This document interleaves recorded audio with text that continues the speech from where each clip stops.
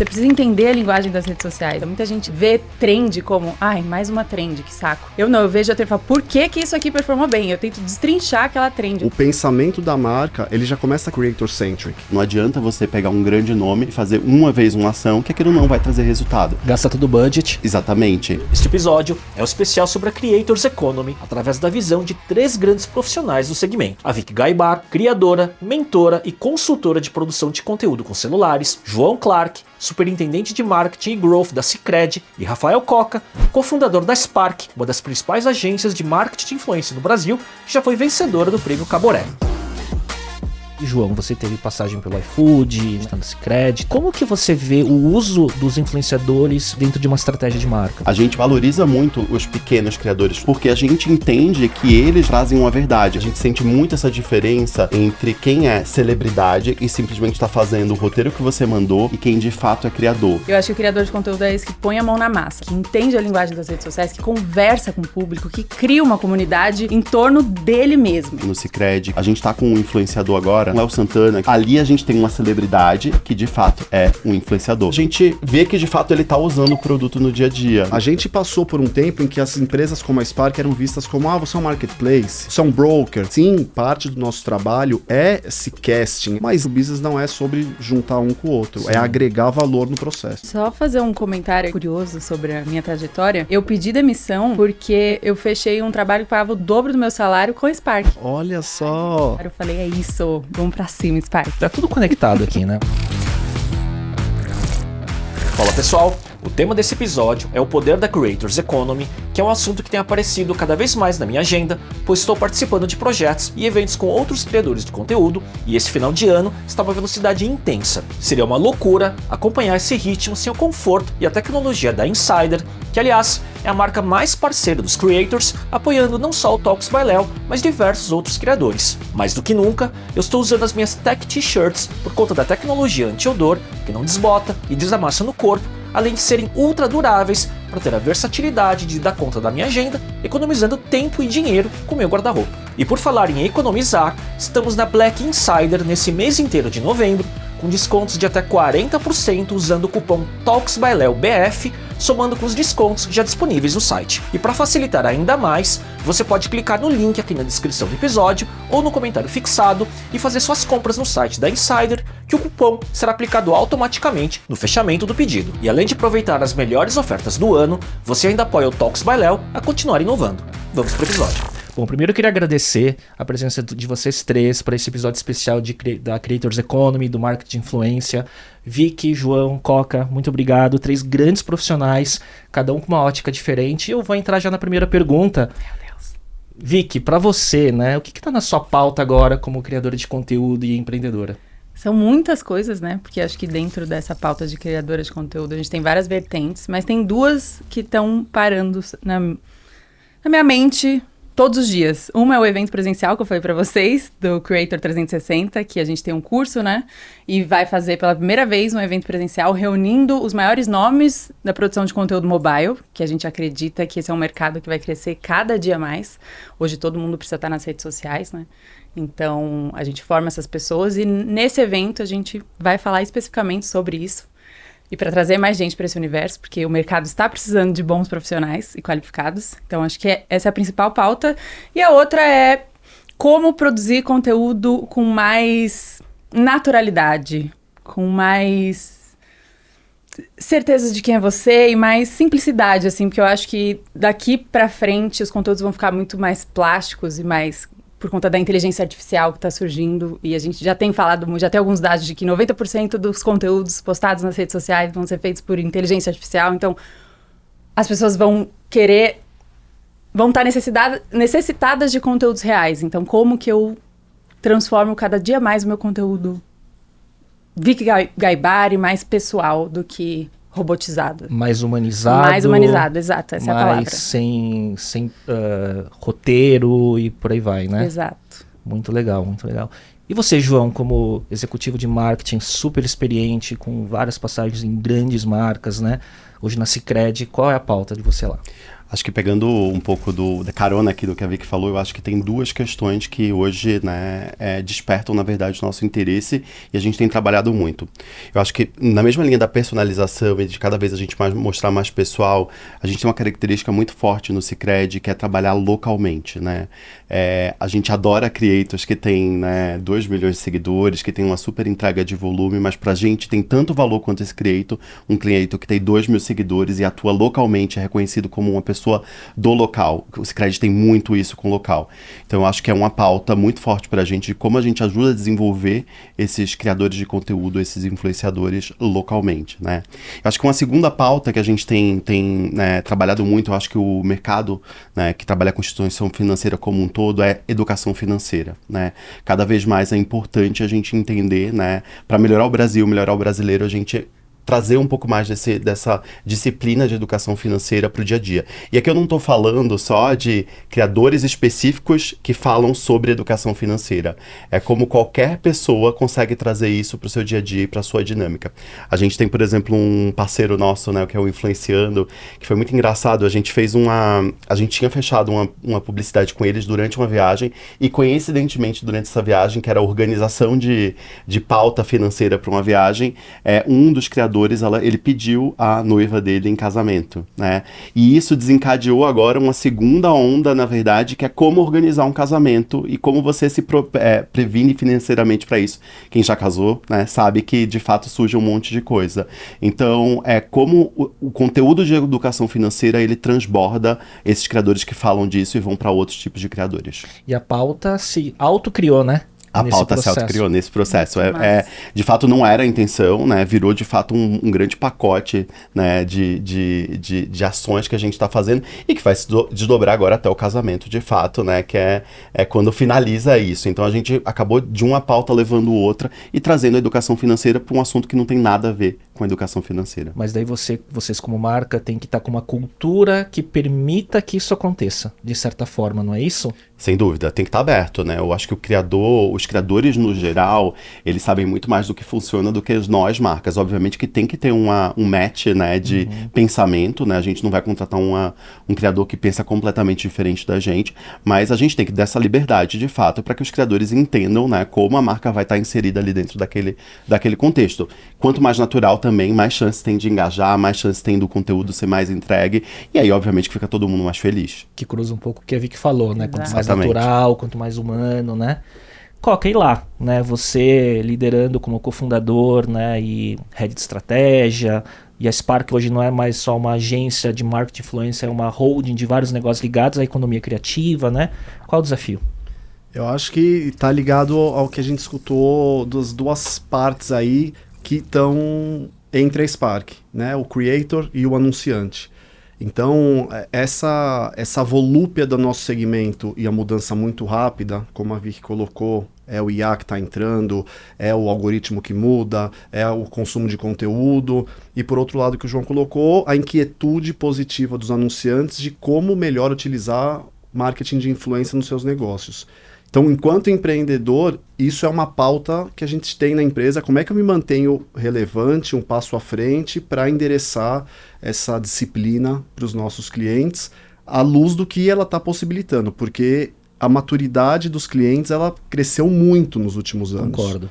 E isso, felizmente, nos traz mais oportunidades e maiores desafios, e o business tem que estar se transformando o tempo todo. Então, hoje, esse olhar de como é que a pirâmide como um todo de perfis de creators, desde o User-Generated Content até o VIP, o Hero da campanha, como é que tudo isso se integra?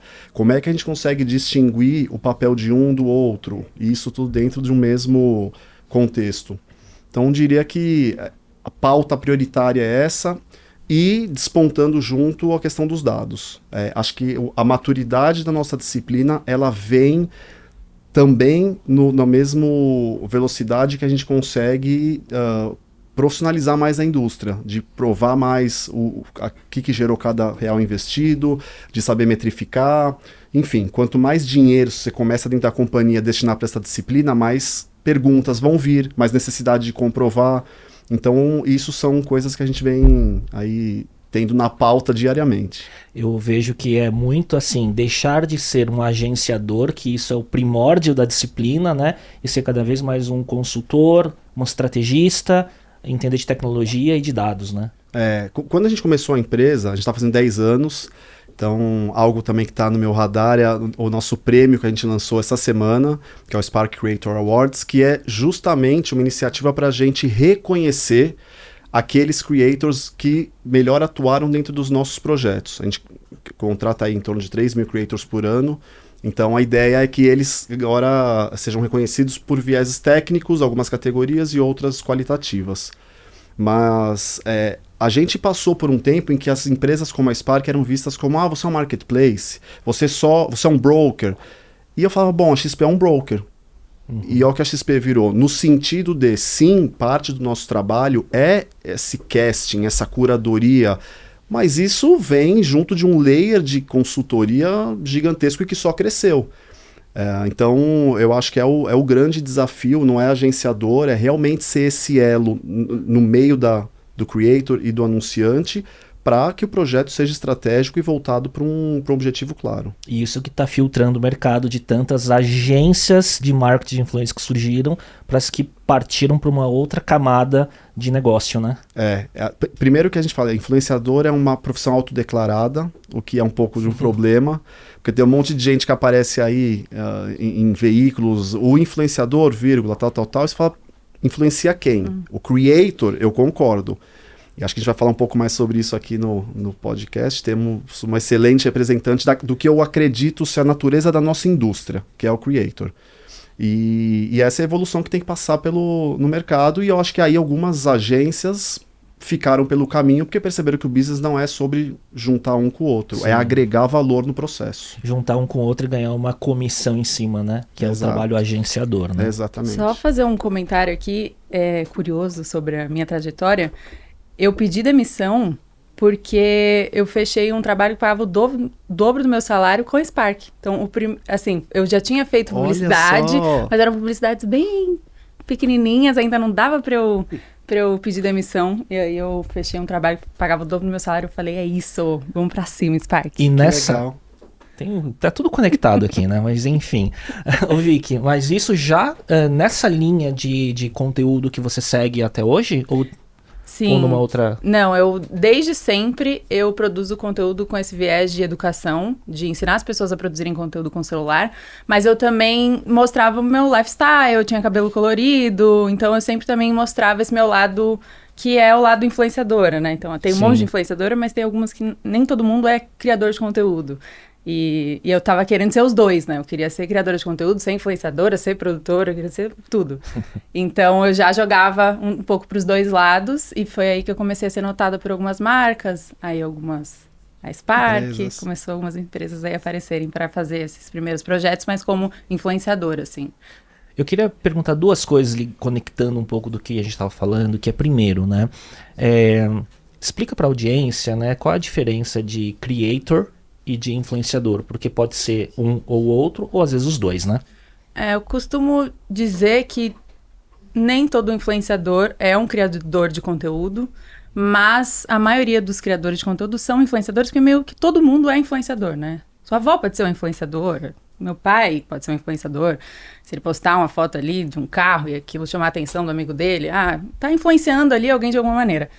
Mas, na minha concepção, você é um criador de conteúdo quando você bota a mão na massa, assim, quando você é aquela pessoa que entende a linguagem das redes sociais, que produz conteúdo para a sua audiência, assim, preocupado com a sua audiência. Assim. Hoje eu vejo muitas influenciadoras que são influenciadoras que elas não produzem nada que a equipe delas não peça para ela produzir, ou uma grande marca não peça para ela produzir, sabe? É sempre... É quase o papel de garota exato. Aí propaganda, foge do lugar da humanização que a gente falou no início, exato, vai para um lugar de celebridade. Então, acho que tem isso, assim, hoje tem muitas celebridades que não são criadores de conteúdo, mas eles são muito influenciáveis, muito influenciadores. Eu acho que o criador de conteúdo é esse que põe a mão na massa, sabe? Que entende a linguagem das redes sociais, que conversa com o público, que cria uma comunidade em torno dele mesmo, assim. E acho que é isso. Muito bom. Falando de dados, né, e de tamanho, né, de influenciador e tudo mais, aí, João, você teve passagem pelo iFood, né, hoje tá no Sicredi e tal. E eu sei que você tem uma extensão muito horizontal de competências, né, que vai desde performance e growth até topo e meio de funil, né? Como que você vê o uso dos influenciadores de portes diferentes do macro, do médio, do micro, dentro de uma estratégia de marca, assim? Primeiro de tudo, eu acho que a gente tem que ficar muito consciente que, na verdade, qual é o papel da influência, do conteúdo, do criador dentro da nossa estratégia, porque ele pode ter vários, né? Mas eu acho que, acima de tudo, eu, como marca, eu acho que o papel principal deve ser contínuo. Eu acho que esperar o resultado numa ação que você faz com o criador, com o influenciador, é muito pretensioso. Obviamente que você vai para grande nome, que tem milhões de seguidores, ele até pode trazer, mas eu acredito muito mais numa parceria de longo prazo, porque eu acho que, para mim, né, onde entra, a Vicky estava falando aqui, né, a diferença de um criador para um influente, uma pessoa que trabalha com influência, ela precisa mostrar o uso do produto no dia a dia, porque o consumidor sabe quando é real e quando não é real. Então eu acho que, primeiro você tem que definir qual a estratégia que a gente está. Uma estratégia de curtíssimo prazo, como eu já tive, por exemplo, em varejo, que eu queria vender um produto para o outro dia, não adianta você ir para, de fato, nomes pequenos, porque esses nomes não vão ter o alcance que um nome grande ele vai ter, né? Então, isso é uma estratégia. Uma estratégia de mostrar uso, de fato, do produto no dia a dia, de gerar um engajamento de longo prazo, das pessoas entenderem que aquele produto pode fazer parte do cotidiano. Qualquer tamanho é válido, desde que a estratégia seja bem executada. Não adianta você pegar um grande nome e fazer uma vez uma ação, que aquilo não vai trazer resultado. Gasta todo o budget. Exatamente. Às vezes, né? A gente, por exemplo, acho que eu falei aqui no início, né? A gente valoriza muito os pequenos criadores, os micro, os nano influenciadores. Porque a gente entende que eles, na verdade, trazem uma verdade. E a gente consegue fazer o contrato de 1 ano mostrando o uso do Sicredi no dia a dia dele, né?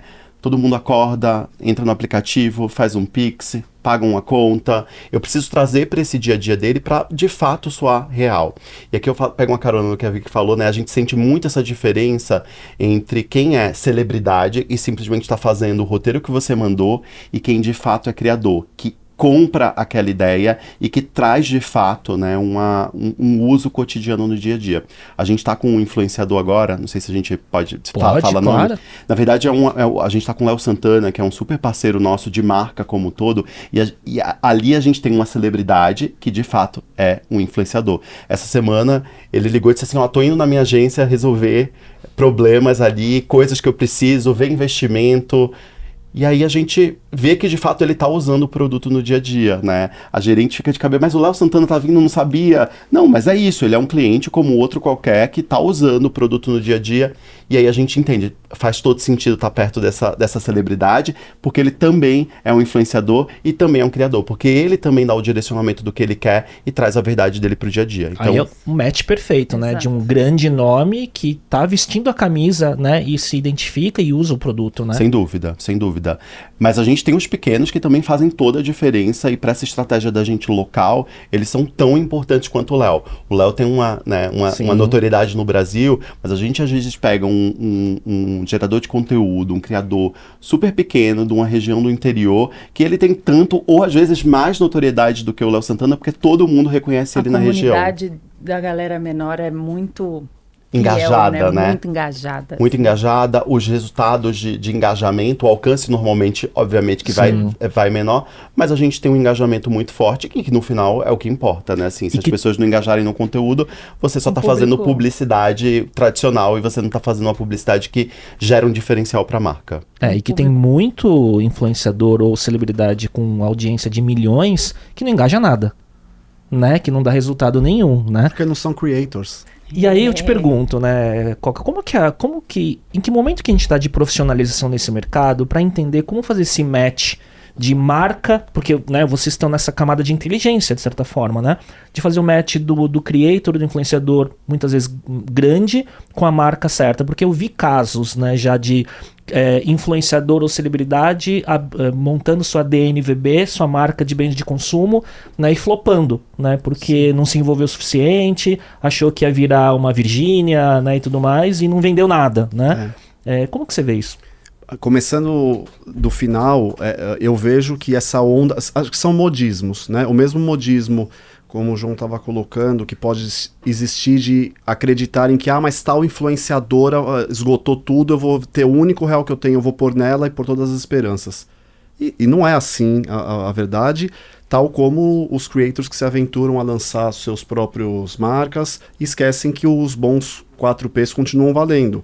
Qual que é o preço, qual que é o produto, onde distribui, etc. Então, a gente passou por muita coisa ao longo desse meu período aí já nessa indústria, de ver gente que achava que não, eu sou creator, eu vou postar e vou vender, e você fala, você não entendeu como é que funciona o mercado de verdade.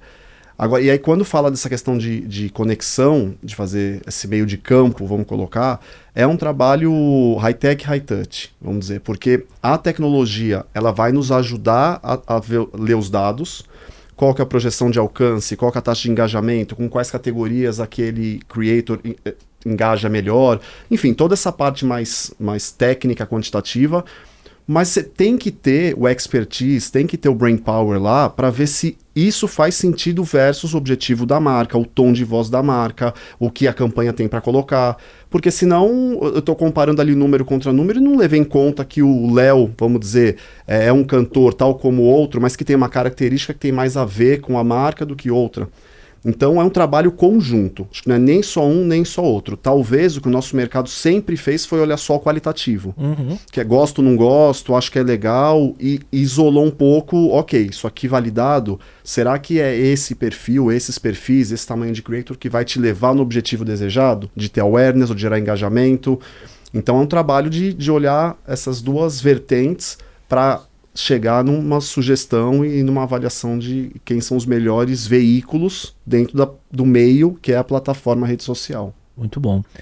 Vicky, você olha muito sobre esse viés também quando você está criando conteúdo ou ensinando, né? Quais métricas têm que ser avaliadas? A gente estava falando um pouco antes, né? Putz, o vídeo no Instagram de 90 segundos, tá, mas se não tiver o gancho nos primeiros 3, não vai gerar retenção, e aí não vai gerar o consumo do conteúdo, obviamente a qualidade do conteúdo é fundamental, né? Então isso tudo faz parte do seu trabalho, treinando e ensinando outras pessoas? Sim, 100%. Hoje, quando eu faço, seja uma cobertura de evento, ou fazer um workshop para um determinado grupo, a gente sempre leva... Antes de técnicas de captação e edição, do lance da qualidade, você precisa entender a linguagem das redes sociais, entender por que aquilo é uma tendência. Muita gente vê trend como, mais uma trend, que saco. Eu não, eu vejo a trend e falo, por que isso aqui performou bem? Eu tento destrinchar aquela trend, olhar pra ela, tem a música... tá na batida da música o vídeo, tem essa cor, tem esse lettering chamativo. Aí daqui a pouco você começa a ver um monte de criador de conteúdo produzindo aquela mesma coisa, mas como você pode pegar essas tendências e adaptar para algo seu, assim? Então, isso é uma das coisas que mais importantes para qualquer pessoa que queira começar a produzir conteúdo para as redes sociais e queira ter minimamente sucesso, assim. Você precisa entender da linguagem das redes sociais. Você não pode só produzir um conteúdo que você acha bonito, que você... nossa...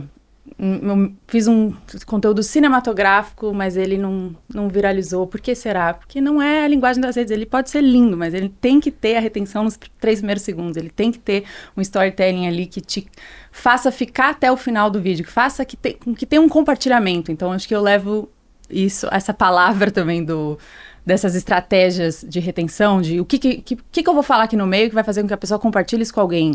Então, seja numa publicidade ou num vídeo orgânico, e para todas as redes sociais eu sempre tenho essa visão, assim. Nem sempre eu consigo, né, gente? A gente tem uns conteúdos que flopa, faz parte. Mas é errando, né, que a gente consegue... entendi. Acho que da próxima vez eu vou falar outra coisa. Mas, Léo, deixa eu complementar. Eu acho que, assim, tem o que falam, né, que a marca tem que pensar como um creator. Eu acho que a grande mudança que a gente está tendo nessa maturidade de mercado é quando a gente, do mesmo jeito que o digital algum dia foi o cria a ideia, desdobra aí pro digital, por um período foi desdobra aí para marketing de influência. E agora a gente está É um puxadinho, né? Desdobra aí, agora vai entrar influenciador. A gente está vendo, não. O pensamento da marca, ele já começa creator-centric. E aí é levar em conta as características do meio, levar em conta a linguagem. É outro jeito de pensar quando a gente traz a influência para o centro, ao invés de colocar lá no final do processo. Então eu vejo que isso é uma grande mudança. Então quando a Vicky dá esse relato de como é que ela pensa o conteúdo dela, ela tá super nativa da plataforma. Então eu vejo que, assim, do mesmo jeito que a publicidade tinham vários nativos da plataforma TV, então o Brasil foi esse expoente de 30 segundos ganhando prêmio, print ganhando prêmio. Hoje, o mindset é para como é que isso acontece num novo contexto de consumo de conteúdo, que são as redes sociais, onde dentro delas os creators, as pessoas se empoderaram, criam conteúdo, e a outra lógica. Muito se bebe da construção de comunicação de meios tradicionais, mas tem uma lupa aí, um filtro, que é diferente quando a gente pensa para o marketing de influência. E complementando aqui, desculpa, Vicky. Pode falar. Complementando aqui, eu acho que as marcas que ainda não entenderam isso, elas vão ficar cada vez mais para trás. Não só as marcas anunciantes, mas os próprios veículos de comunicação, né? A gente tem, quando eu estava no iFood em 2019, o pensamento já era exatamente esse do Coca. A gente está falando de 5 anos atrás, e o pensamento, por exemplo, a gente estava num futebol, que é um lugar de super audiência. Eu não queria aquela audiência que estava ali só. Eu queria que aquilo transbordasse e fosse para as redes. Eu lembro que a gente fez era um jogo Grêmio e Flamengo, e o pensamento do que a gente ia, da ação de conteúdo que a gente ia fazer lá, era o que ia reverberar para fora. E a gente lançou uma ação que era a camisa, o número da camisa que fizesse o primeiro gol ia dar o desconto. E a gente foi trending topics no Twitter daquele dia, foi muito além, matérias em veículos especializados, porque basicamente a gente tinha torcedor do Grêmio torcendo pro Flamengo porque era a maior camisa que podia sair, né, no jogo. Então, assim, o pensamento ele precisa ser exatamente reverso hoje, né? A gente sabe que a importância e a audiência da TV, sim, mas a gente precisa, além da TV, continuar aquela conversa além, né, pros outros canais. Isso. Olha a ousadia se fosse hoje em dia, hein? Que tem um jogador no Flamengo que joga com o número 99, que é o Gabigol centroavante. Se ele fizesse gol...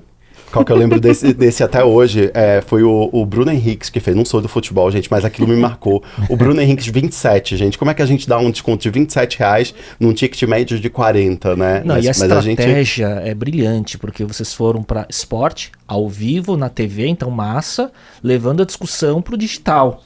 Não é isso? Né? Exatamente. E tudo isso integrado, né? Exatamente. É essa integração que precisa, e cada vez mais é pedida, porque de fato a audiência, hoje a atenção ela é muito partida, né? A gente tá com o telefone ao mesmo tempo que a gente tá vendo a série, vendo a TV, então de fato a gente precisa cada vez mais concatenar tudo isso.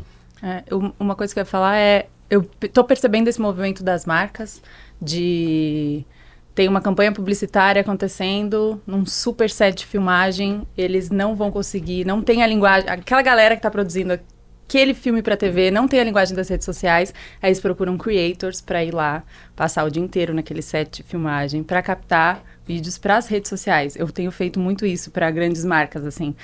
Um diretor, às vezes é o próprio diretor que me acompanha nas redes sociais e fala, Vicky, eu não tenho equipe para fazer conteúdo para as redes, a marca pediu para fazer, eu acho que eu sou zero dessa linguagem. Você vem aqui no dia da captação do filme oficial e faz os vídeos para o digital?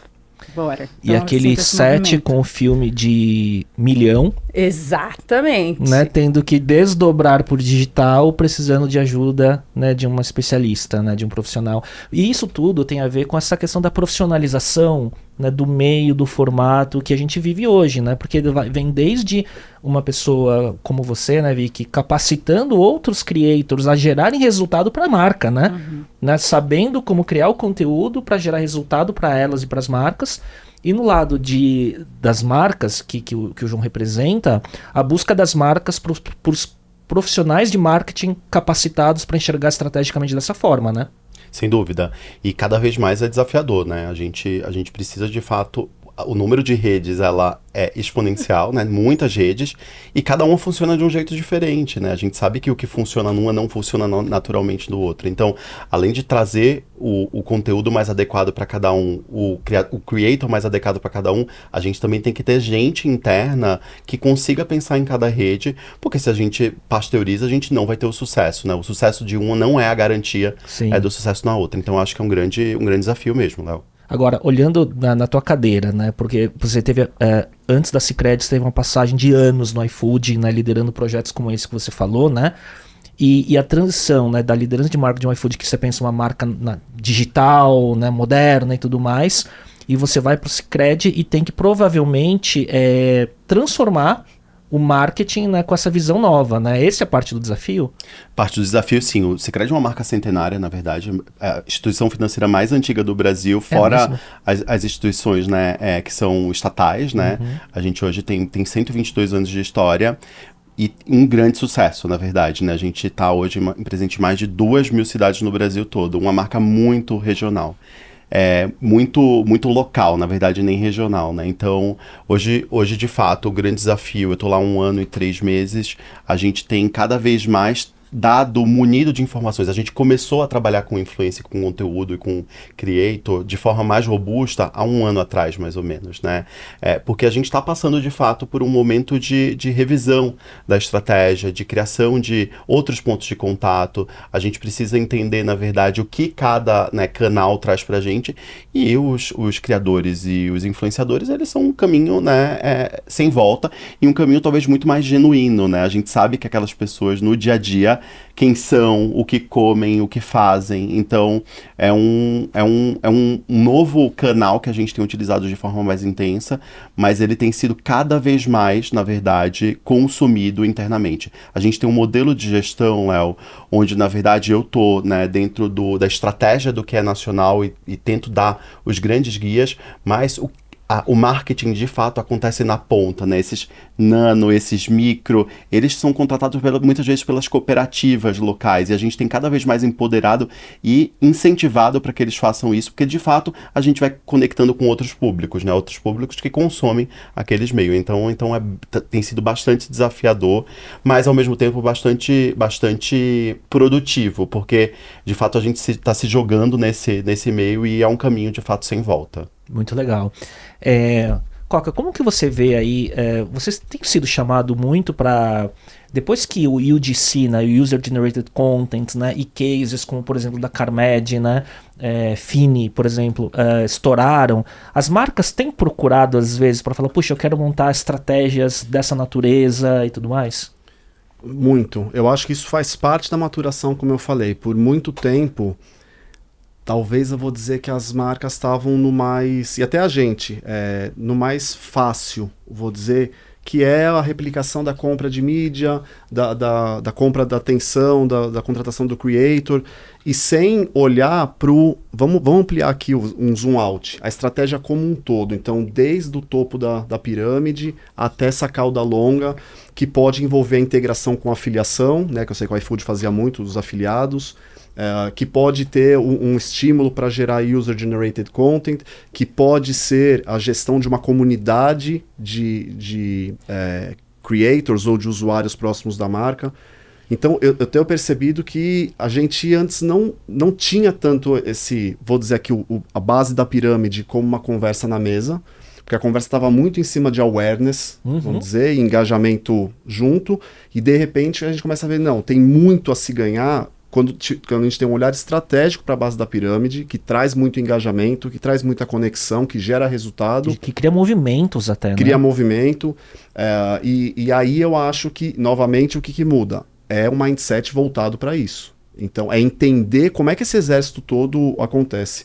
Eu lembro há uns 4 anos, talvez, quando o Rony Meisler entrou num call com a gente, que ele estava lançando no dia seguinte, alguma coisa assim, ou não, uma semana depois, a assinatura das camisetas.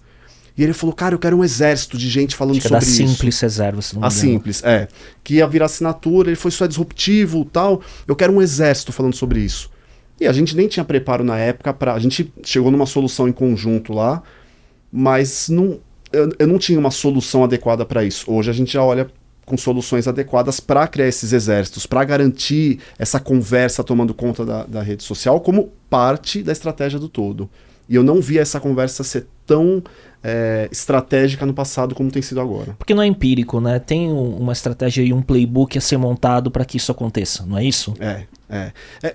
Quando eu brinco, assim, que é comparar com um meio tradicional, quando a gente fazia uma campanha, vai estrear no Fantástico no domingo e depois vai ter a cobertura de algum jeito durante a semana, mas também o jornalzinho do bairro é importante.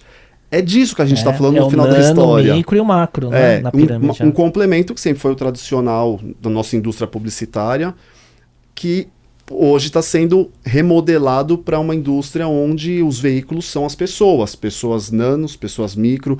Importante, de micro alcance ou de nano alcance versus comparado com outros. Porque eu não posso descartar, falar, vou fazer trabalho com micro só. O que você está falando de micro? É aquele perfil que ele é mais conectado com a comunidade, que é mais local, que ele é mais perfil creator.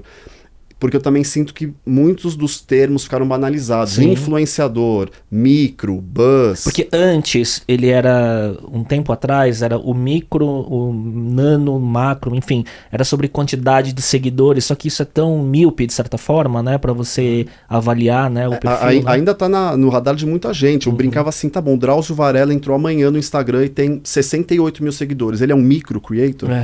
Ele é um médico que tem um perfil na rede social cujo alcance potencialmente é micro. Então é totalmente diferente. Com mais uma autoridade macro. É isso que eu ia falar. Né? E às vezes eu tô olhando para quem tem autoridade e essa autoridade pode não vir junto de uma potencial de alcance tal qual a autoridade da pessoa. Tem muitos que conseguiram hoje ter tanto a autoridade quanto o awareness, ser um broadcaster, mas não necessariamente. Então, por isso que é difícil ficar tentando colocar as coisas numa caixinha e criar alguns conceitos que eu diria que é importante a gente desmitificar conforme a profissionaliza o segmento e ganha maturidade para direcionar da maneira correta a nossa indústria e não ficar pego em alguns termos que depreciam ou são míopes. Sim.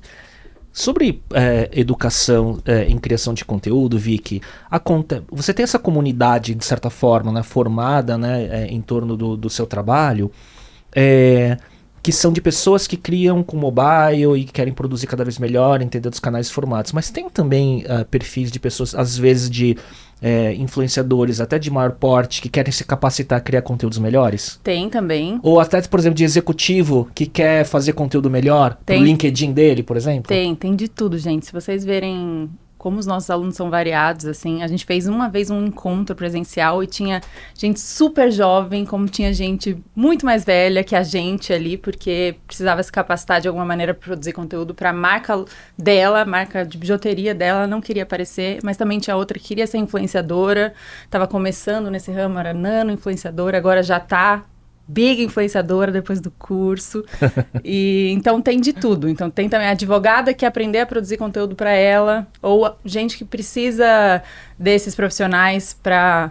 A gente tem uma área dentro do Creator 360 que é de divulgação de vagas. Então muita gente procura a gente não para se tornar aluno, mas para contratar essas pessoas. Então, formadas e capacitadas por vocês. Exato. Então também tem esse lugar, assim. MrBeast acabou de comprar um business que é exatamente isso lá fora, né? Não sei se vocês viram. Virou MrBeast Jobs. Ele faz tudo, né? Era um marketplace que era voltado para ter os profissionais ligados à indústria da economia criativa. Então, para um youtuber que precisava contratar e etc. E eles compraram essa startup. Olha e agora aí, gente. MrBeast Jobs. Podem entrar em contato comigo para comprar. Mas assim, a gente colocou essa área de vagas lá porque surgia muita demanda. E que nem sou eu e mais outros 2 amigos sócios, que também são criadores de conteúdo mobile.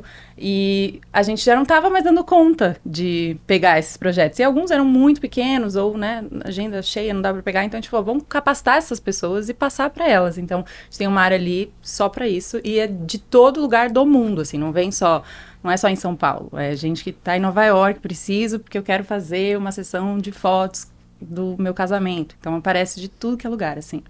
Então, isso é muito massa. Então, assim, a sua demanda, ela vai se transformando porque, na verdade, é pra tudo, né? De certa forma, né? Pra tudo. Hoje todo mundo precisa estar nas redes sociais. E o número, Coca, são 20 milhões de declarados creators, não é isso?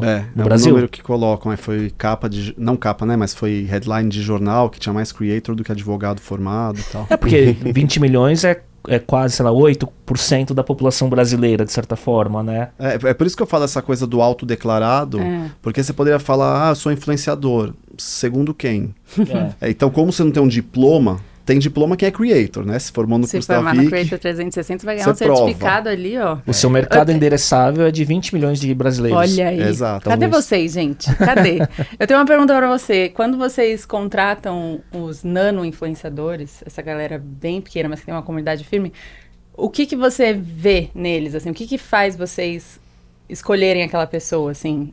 A gente pressupõe, Vicky, que o engajamento ele vai ser alto. E normalmente isso se confirma. Qual que é o número, geralmente, dessa galera nano? Assim? A gente está falando de gente com 2 mil, até 10 mil, 15 mil pessoas. A gente consegue... A gente sabe que, de fato, eles têm uma conexão com a comunidade local. Eles são reconhecidos nas cidades onde a gente atua e que a gente tem algum desafio, a gente quer crescer e expandir, né?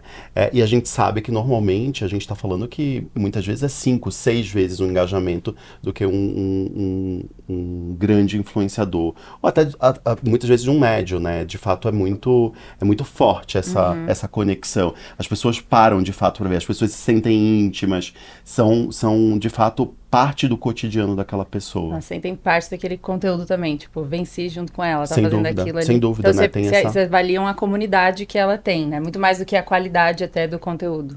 E é isso que a gente tem pensado muito, né? Como é que a gente consegue cada vez mais ter esses pequenos criadores produzindo com mais conteúdo, porque é o que você falou, tomando, né, de novo do início, com inteligência artificial e com a qualidade que os criadores estão colocando, de fato, se eles não evoluem, a gente tem um potencial de perda de engajamento aí, porque as pessoas cada vez mais são exigentes com o que vem, né, nas redes. Então, eu acho que é um grande desafio, como é que essas pessoas conseguem se manter, né, atualizadas, crescem, na verdade, junto com a gente e conseguem ainda com mais alcance um engajamento tão forte quanto tem hoje. Muito legal. Tenho muitos alunos ótimos para te indicar. Eu ia ver que aqui a gente já estava desde o início, Sim, né? Que já estava agora fazendo. Já está acontecendo, né? Sobre inteligência artificial, né? Acho que permeia todas as indústrias aqui ligadas à economia criativa, né? Começando aqui para você que está ligado diretamente na concepção do conteúdo, né? Hoje, o que você já está fazendo e usando de inteligência artificial para te ajudar, ao mesmo tempo que você mantém seu conteúdo autêntico e humanizado? Eu uso todos os dias o ChatGPT. Tipo assim, eu converso muito, ele é quase que meu segundo assistente depois da lead. Então me ajuda a escrever roteiro, a ter ideias. E eu converso com ele como uma pessoa, assim. E até se eu tô com um probleminha de cabeça ali, eu troco uma ideia com ele de quase que terapia. E pode ser maluco isso hoje para algumas pessoas, mas isso vai ser bem normal, muito em breve. Certamente. E também eu uso muito aplicativos de edição e de transformar foto em vídeo, de fazer música. Hoje tem inteligência artificial que faz músicas impecáveis. E legenda, enfim, ferramentinhas mais simples que já tem dentro do CapCut, por exemplo. CapCut é o principal aplicativo que eu uso hoje. E eles estão caminhando junto com a evolução da IA, assim. Se eles não caminharem, muito em breve eles vão ser dizimados por todas essas IAs que estão surgindo. Tipo, teve o evento da Adobe agora esses dias e muita coisa que eles anunciaram, o CapCut já tinha. Já tinha. O Canva já tem. Eu vi uma galera comemorando algumas coisas, eu falei, gente, isso aqui, o CapCut já tem há 1 ano. E é louco, aí você fala, caramba, o meu nicho, eu vejo muito disso. Então eu acho que tá todo mundo falando sobre isso, mas não tá. Essa galera que consome Adobe não sabia disso, assim. E eu me assusto um pouco com o futuro. Não vou mentir, talvez eu nem queira entrar muito nesse lugar, porque eu tenho dentro de casa, acho que um dos maiores especialistas de inteligência artificial do Brasil hoje mesmo, e cada ferramenta que surge, coisas assim muito absurdas que a gente nunca imaginou que com um clique a gente ia conseguir fazer. Mas você concorda que todo esse ferramental e tecnologia, eles estão servindo para escalar a produção de conteúdo, para dar mais velocidade e não substituir porque eu não sei se cria essa expectativa de que no marketing de influência não vai existir mais o creator humano, vai ser tudo de inteligência artificial. A marca não vai mais precisar falar, porque a agência não vai existir, porque vão criar o conteúdo apertando um botão. Os profissionais criativos hoje, eles usam IA como assistentes, né? Exato. Mas é mais 1 ano, 2 anos, algumas coisas de fato vão ser 100% feito por IA, né, de certa forma, né? Então, acho que o que a Vicky fala, eu vejo muito em várias indústrias que eu converso aqui sobre IA, hoje a gente usa como assistente, mas se a gente começa a extrapolar para médio e longo prazo, é bom às vezes não pensar muito, né? Mas eu acho que Tem uma questão, desculpa, Vicky, pra mim tem uma questão que o prompt, o que tá por trás, na verdade, é o que manda, né? Eu acho que o que a inteligência artificial, primeiro, é um caminho sem volta, né? Assim, eu não vejo como parar. É como se a gente quisesse parar a internet, né? No final dos anos 1990, não dá pra parar, né? É um caminho sem volta. Eu acho que o que a gente tem que entender é como ela ajuda a melhorar a vida da gente e ajuda a gente a ser mais produtivo em tarefas que são, muitas vezes, manuais, que são tarefas que não geram valor agregado para as empresas onde a gente trabalha. E eu vejo muito no mundo dos criadores ou no mundo da criação, né, nas agências de publicidade, uma oportunidade, na verdade, de utilizar cada vez mais o cérebro humano para pensar em coisas que são, de fato, relevantes para o negócio e a inteligência artificial ajudar a gente a tangibilizar ali aquela coisa, né? Seja um filme, seja uma música. Eu acho que vai encurtar muito o espaço, na verdade, entre o que a gente pensa e ter aquela coisa. Hoje, por exemplo, no dia a dia, né, a agência que a gente trabalha tem utilizado muito para trazer de forma mais real qual é o pensamento da campanha, como seria a foto dessa campanha. A gente continua produzindo, né, a foto no final, o olhar humano, o toque humano, a lente do fotógrafo. Isso é muito importante, mas a gente consegue chegar muito mais próximo do que a gente quer e ser muito mais assertivo no que a gente está fazendo. Né? Como se fosse o mock-up ou o monstro do filme, né? E por aí vai, né? Exatamente. E você está em 2 pontos, né? Você tem a cadeira do marketing, mas numa indústria financeira, né? Então a IA ela deve estar sendo usada em muita coisa lá já, muito, né? Muito. A inteligência artificial, ela de fato ajuda muito a entender, na verdade, o que o Léo está precisando de solução financeira para que a gente possa, por exemplo, ser muito mais assertivo no que você quer, né? Entregar, né? O que o gerente, né? A gente tem uma questão muito humana lá, nosso gerente, eles são muito presentes no dia a dia, participam, né, de toda a tua vida, entendem como pode te ajudar e quanto mais tempo livre eles tiverem, na verdade, para falar com cada um de vocês, para dar um atendimento personalizado, é a inteligência artificial, é a tecnologia que vai ajudar a gente a fazer isso. Muito legal. Eu acho que o que vai acontecer muitos empregos vão deixar de existir, mas assim como toda revolução, outros vão surgir, muitos outros vão surgir. Então a gente ainda não faz ideia do que vai acontecer. Mas vem aí um negócio forte. Eu acredito que vai rolar uma movimentação. A evolução da inteligência artificial é muito mais rápida do que qualquer outra.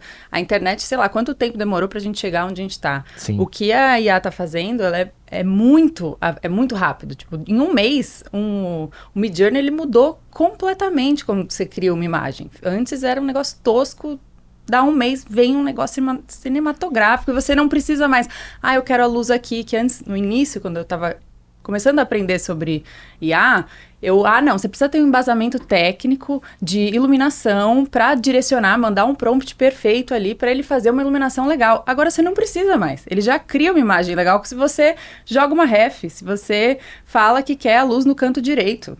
Ele já entende, então isso está avançando muito mais rápido, por isso que me assusta um pouco, mas assim como toda revolução, muitos empregos vão deixar de surgir e muitos novos vão surgir. Ano que vem, 30 anos da internet comercial no Brasil, que foi em 95, o início, então ano que vem 2025, e comparando com o IA, ChatGPT vai fazer 2 anos, que foi lançado público, final de 2022, né, com o GPT 3.5, se não me engano, né, e na Spark?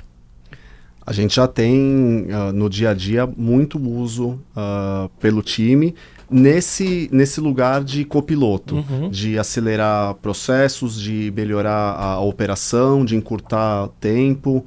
Então, por isso que eu falei que eu acho que na indústria criativa, na indústria da comunicação, tem muita coisa que sim, a IA provavelmente vai conseguir suprir 100%. Então, fazer um monstro de um filme, fazer imagens, mas tem muita coisa que o prompteiro ele vai fazer a diferença ainda, e por isso que eu acredito que tem esse repertório que os publicitários têm, vai ser muito útil para tirar o melhor da inteligência artificial. Então lá no dia a dia a gente não só está olhando o Paulo, que foi quem ela falou que é um dos papas aí do assunto, está muito próximo da gente, para a gente melhorar ainda mais os nossos trabalhos através da inteligência artificial, mas já é uma prática de dia a dia, de encurtar relatório, de fazer leitura de dados. Análises, né? As análises. Então, é isso que eu falo. Tudo o que vem para tirar parte de um tempo mais braçal Pô, a gente tá ganhando em brain power. O tempo que ele tava gastando fazendo algo não tão... preparando para ir por inteligência, ele pode agora ir direto para colocar inteligência. Sim. Eu vou dar 2 exemplos, né? Eu tenho alguns GPTs customizados no meu chat GPT pago. Você deve fazer isso também, né? Então eu tenho um que é o meu assistente de podcast para roteiros, né? E para estudar meus convidados. Então, por exemplo, eu procuro as últimas entrevistas que aquele convidado ou convidada participou em podcasts, pego a transcrição toda que o YouTube já dá automaticamente, arquivo em TXT e jogo tudo no meu modelo e peço para ele ver tudo que foi falado nas entrevistas anteriores e cruzar com todas as entrevistas que eu já fiz com outros convidados para entender como que eu conduzo e os meus vieses e pegar ângulos diferentes que não foram perguntados. E ele já começa a me trazer e depois eu peço o que eu preciso saber sobre aquela pessoa e o mercado dela. Quanto tempo um assistente levaria para fazer isso? Né? Exato. Então eu poupo, sei lá, no mínimo 6 horas de trabalho de pesquisa prévia, né, com muita inteligência e eficiência. Esse é um. O outro, eu tenho um outro modelo, um GPT customizado, que é o Dr. Cuba. Que, por exemplo, eu fiz um check-up mês passado, peguei todos os PDFs do exame laboratorial quando saiu online, exames de imagem, joguei tudo lá, analise e correlacione tudo. Ele já começou a dar o diagnóstico, você subiu o colesterol, pressão, né? E ele sabe minha dieta, meus suplementos, meus protocolos e tudo mais, e ele começa a correlacionar tudo. E aí eu fico quieto, volto pro médico. É isso. Não falo, porque antes era o Google o problema, né? Você procurou no Google, né? Agora é IA, né? E aí eu vejo se bate. Ela mente, hein, às vezes. Mas tem batido. Tem batido? É porque você coloca o dado, né? Então, você pede pra analisar em cima do dado, né? E funciona super, né? Acho que o cuidado que tem que ter exatamente são os vieses, né? Sim. Os vieses, eles te dão... Informação tem qualquer uma. Se você criar qualquer mentira na sua cabeça que tem algum lugar que confirme na internet, ele vai confirmar. Ele é igual porque um ser humano, né? Exatamente. Ele Então, o viés realmente eu acho que é o mais importante de cuidar, né? Quando você pergunta, pra você não escutar exatamente o que você quer de resposta, porque muitas vezes ele vai te responder. Bom.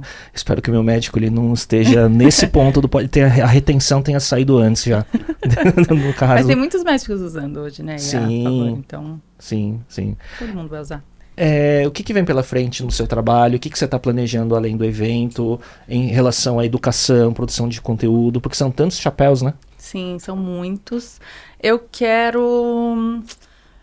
tô bem focada pro ano que vem a aumentar a minha audiência no meu Instagram pessoal.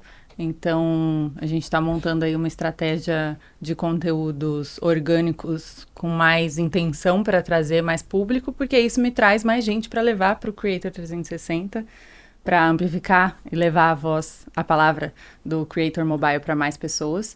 Então, acho que o foco esse ano que vem vai ser aumentar a minha base de seguidores, porque isso me traz mais gente, mais trabalho, mais aluno. E eu tenho vontade de lançar, talvez ano que vem, também uma marca de produto físico. Mas não sei se eu vou falar. Mas eu tenho vontade de lançar uma marca de produto físico voltado também para produção de conteúdo mobile. Dentro do teu ecossistema, gadgets, né? Exato, de produtos que são úteis para o dia a dia e que eu uso de outras marcas e que eu não gosto. Então eu sempre procuro lançar coisas que eu vejo uma dificuldade no mercado que eu não vejo que tem alguém fazendo isso muito bem. Sim. O Creator 360 era isso, assim. Não via ninguém formando bons profissionais nessa área, então vamos lançar esse curso. E aí tem muitos...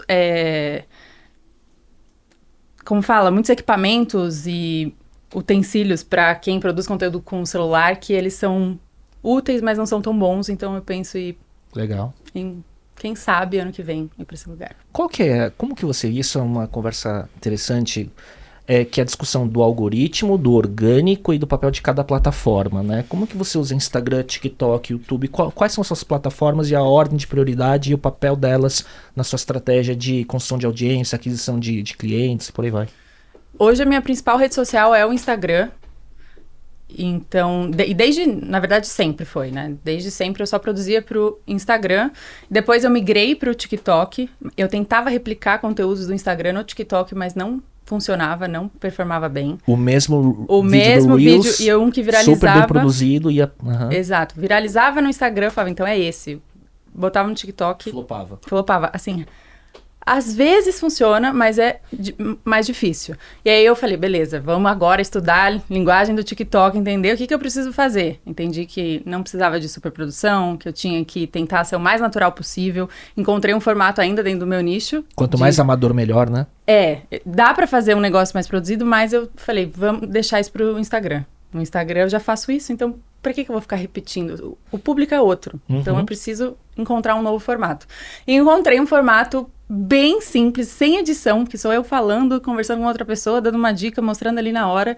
E esse é o conteúdo que se eu faço no TikTok, ele viraliza. E eu tenho quase certeza que se eu postasse ele no Instagram, ele ia viralizar também. Geralmente, o que vai bem no TikTok, vai bem no Instagram. Mas no Instagram, eu tenho um outro viés. Eu gosto de mostrar mais o meu conteúdo produzido, com mais qualidade. E no TikTok não, é para alcançar mais gente.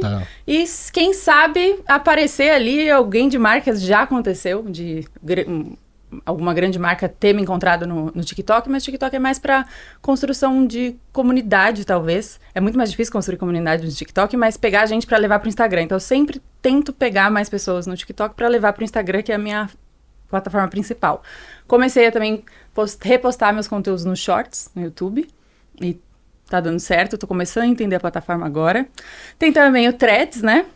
Sim. Que depois que o ex-Twitter aí deu uma falecida, ficou um tempinho ali, o Threads veio com tudo, o Instagram começou a falar isso, vamos usar o Threads, aí todo mundo foi pra lá, todo mundo não, né, mas bastante gente foi pra lá, e eu tô aprendendo também a produzir conteúdo pra lá, completamente diferente das outras, mas encontrei um formato legal, e é um público que não é a galera que te segue no Instagram, nem no TikTok, nem no X, né? Nem no X também não, e a galera lá não é tão tóxica ainda.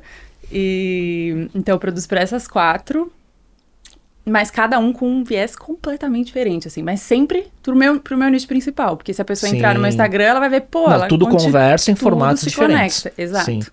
Sim. Ô, João, na Sicredi, né, como que é a estratégia de canais digitais de vocês?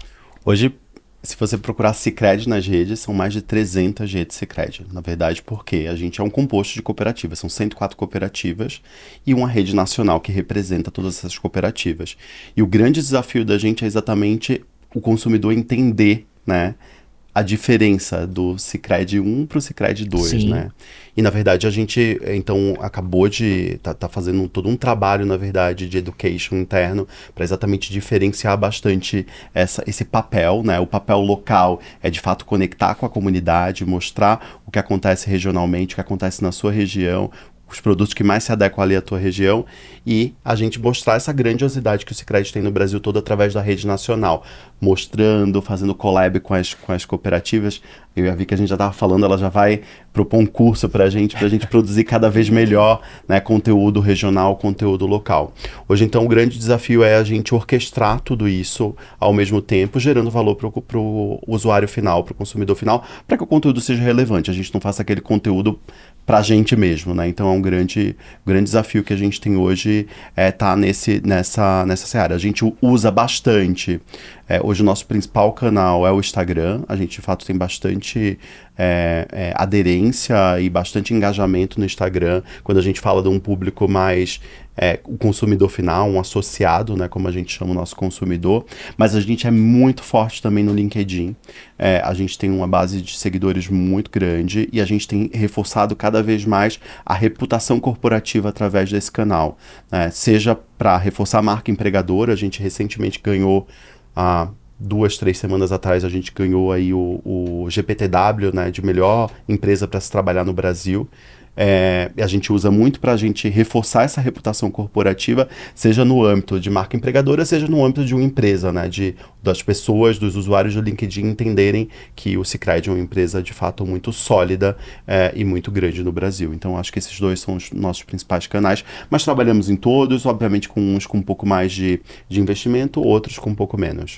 E aí você tem essa construção de uma marca forte, né, guarda-chuva, Sicredi, que dá um trabalho de awareness e autoridade, e depois essa coisa mais local, comunidade e engajamento, né? Sem dúvida, esse é o grande objetivo. A gente está fazendo um trabalho, na verdade, de marca mais nacional há aproximadamente 1 ano, né? A gente tem colhido aí resultados muito sólidos, né? A gente dobrou conhecimento de marca espontâneo em um ano. A gente sabe que não é trivial, né? Para quem trabalha aqui, né? Imagina fazer uma pesquisa aberta com amostragem Brasil e você dobrar o volume de pessoas que falam, né, como uma marca espontaneamente. Então esse é o grande desafio da gente, mas a gente não quer perder essa essência local. Essa essência local, conhecer os nossos associados pelo nome é o que faz a diferença e o que de fato diferencia o Sicredi de qualquer outra instituição financeira. Então esse é o grande objetivo da gente. E volta essa questão da conexão com os pequenos influenciadores, né? Porque eles são uma grande ferramenta, né? Sem dúvida. Para isso acontecer, né? Sem dúvida. O pequeno, na verdade, para o Sicredi, muitas vezes é o grande, né? O pequeno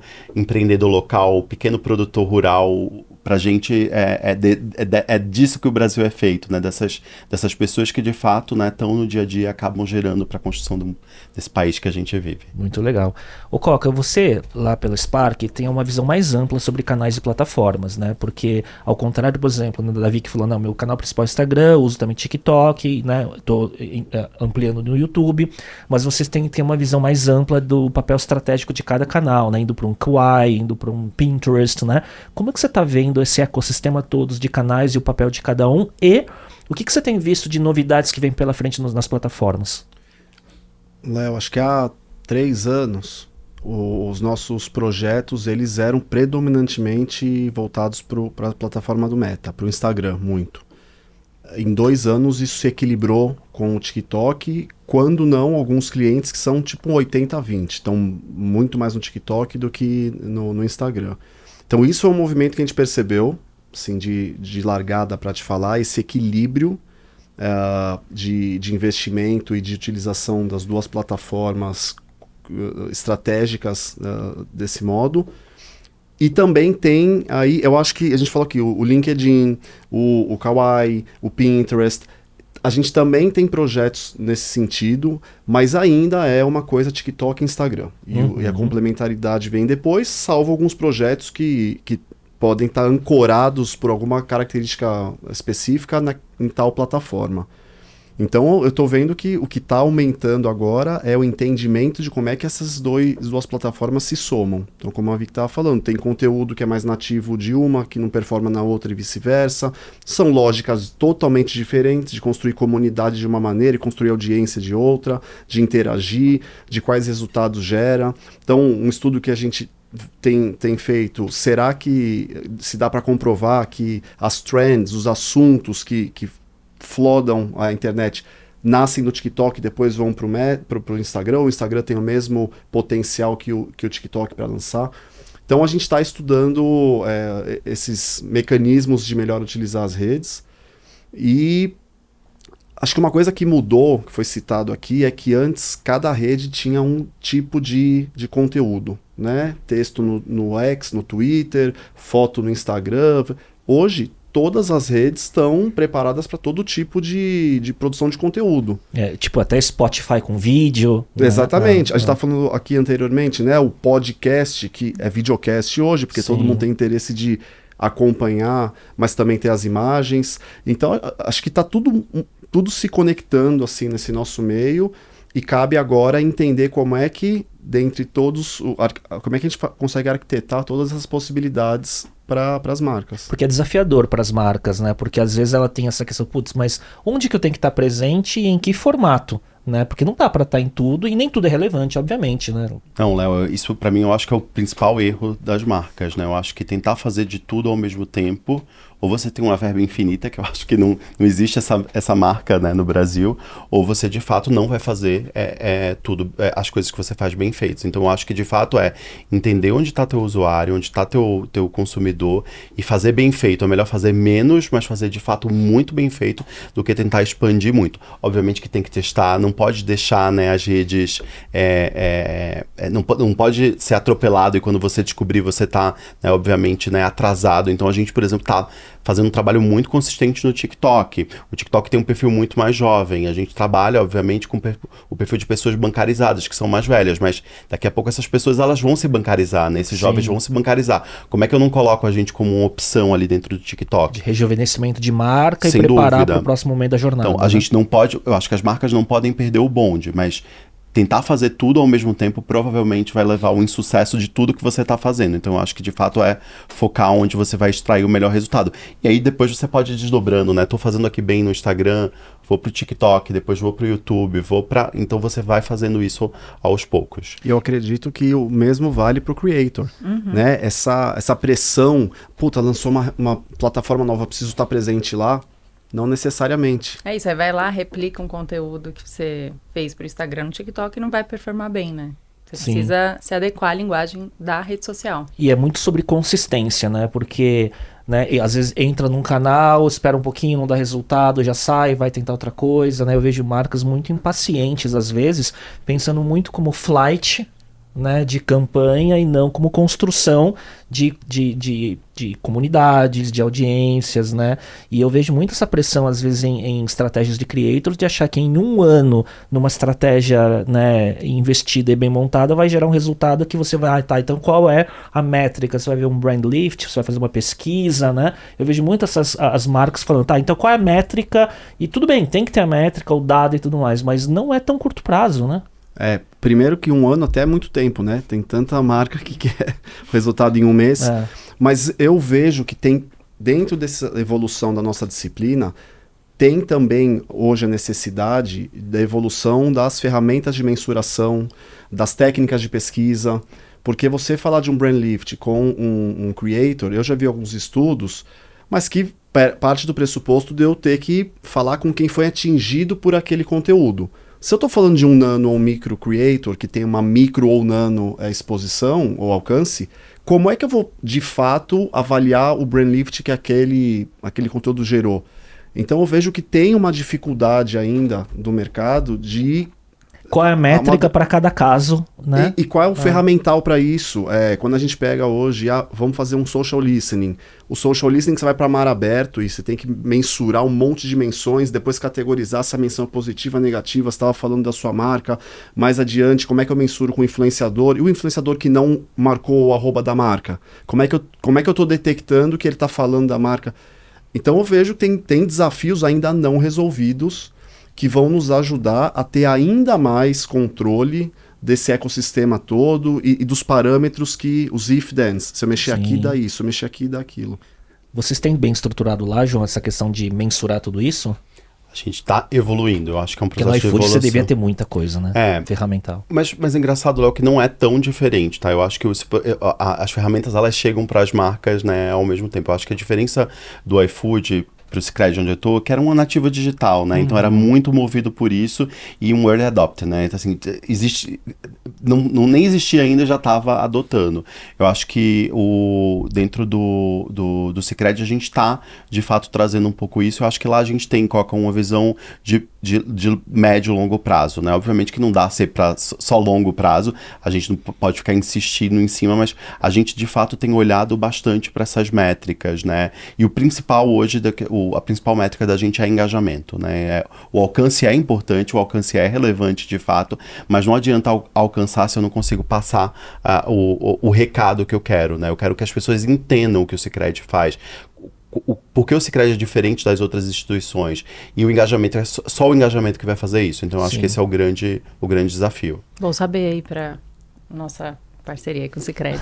E isso passa por você, do tipo, entendendo essa questão das métricas que são relevantes para as marcas, como você direciona os treinamentos, a educação de produção de conteúdo, né? Sim, total. Passa por isso e também passa pelo meu conteúdo, tanto orgânico como de publicidade, assim. Acho que eu tive um período que eu não levava isso em consideração. No início ali, eu levava em consideração mais a qualidade do meu vídeo do que qualquer outra coisa, assim, não pensava em retenção, não pensava na linguagem das redes sociais, eu pensava no que eu gostava. Isso é algo que a gente bate muito na tecla dentro do curso, assim, não é o que você gosta, é o que o algoritmo, que é ditado por pessoas, né, querem ver, querem consumir. Então, hoje eu acho que eu consegui encontrar esse equilíbrio do que eu gosto de fazer com a linguagem das redes sociais e, quando entra uma marca, como que eu consigo incluir isso dentro do meu conteúdo orgânico e para minha comunidade, para não virar um negócio só um vídeo publicitário, sabe? Então, com certeza, isso é algo que a gente... Para as marcas, eu acho que esse é o principal desafio, né? Do mesmo jeito que a Vicky não pode fazer o conteúdo que ela gosta, as marcas também não podem querer fazer o conteúdo que elas querem, né? Sim. Porque o consumidor hoje, a gente, na década de 1980 era isso, você tinha uma TV, você ficava ali na frente, eu ficava ouvindo rádio, era isso, a marca falava o que queria Frequência, e você né? aceitava. Hoje, a quantidade de canais, a quantidade de opções e a quantidade de... o quanto as pessoas podem complementar o que a marca fala, né? É muito grande. Então, as marcas precisam também entender que não é sobre o que elas querem falar, mas sobre o que o consumidor também quer escutar. Obviamente que isso precisa estar conectado com a verdade da marca. Eu não posso falar uma coisa só porque o consumidor quer escutar e, de fato, eu não entregar aquilo. Isso é muito importante, porque senão a gente tem, de fato, uma promessa não entregue na cadeia final. Mas é muito importante a gente estar muito próximo e escutar os criadores, porque os que são disciplinados como a Vicky, que estudam, porque é isso, né, gente? No final é uma profissão, é o que a gente estava falando aqui no início, né? É a diferença, né, de quem é profissional e de quem é amador, né? Então, escutar essas pessoas que são profissionais, que entendem, ele é muito relevante e, de fato, faz toda a diferença no resultado final de uma campanha. Eu vejo muito conteúdo sobre explanação de algoritmo, né, todo mundo quer tentar entender a fórmula. Não tem fórmula, né? No final das contas, você vê o conteúdo do Adam Mosseri, né? Que cada vez mais está falando sobre como funciona o Instagram, novas features. Eu vejo o pessoal tem um canal do YouTube para creators que fala sobre como funciona também boas práticas do YouTube. No final das contas, é criar conteúdo relevante que gera retenção.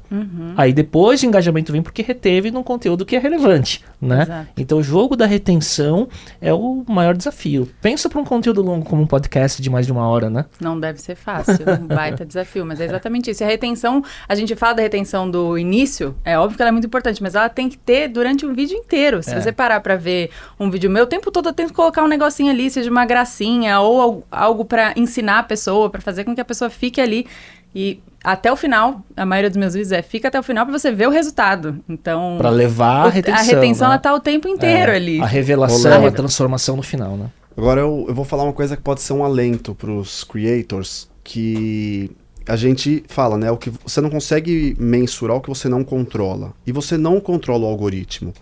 Então, hoje, com o viés das marcas, o paid media, ele está cada vez mais conectado com o influencer marketing. Então, se eu entender aí que tem um earned media, é o que eu vou ganhar, porque o algoritmo vai me entregar, ele tem que estar pensado junto com o paid media, que é como é que eu vou impulsionar aquele conteúdo do creator, talvez para a base dele, ou extrapolar a base dele.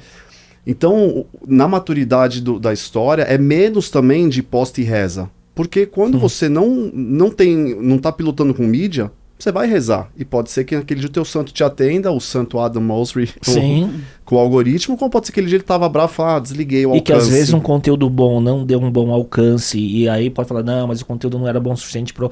Não, e às vezes um conteúdo bom, fazendo uma boa estratégia de mídia para dar uma impulsionada pro target correto, mensurando retenção, por exemplo, né, nos analytics depois, pode ser eficiente também, né? Sim, eu acho que óbvio que se você tem creators no teu plano e ao teu redor que já conseguiram decifrar o algoritmo e tem um trabalho que ele é privilegiado porque conhece as características, que bom.